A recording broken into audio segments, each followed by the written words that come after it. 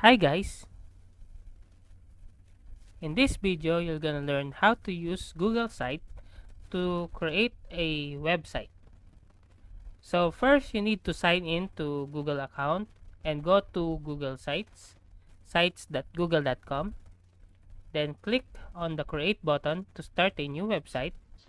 Choose a template for your site or start with a blank page. Click your site by adding text, images, and other elements. You can see it at the right side corner. You can use the drag and drop editor to easily move elements around. Choose the pages and navigation for your site. You can add new pages, reorder them, and create a menu to help visitors navigate your site. Preview your site to see how it looks and make any final adjustment. Then, or click publish to publish your site when you're ready for it to go live.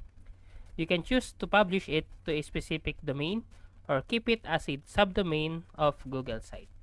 So that's how to use Google Sites to create a website. If you like this video, please click the subscribe button and click the bell icon to notify you to our next tutorial.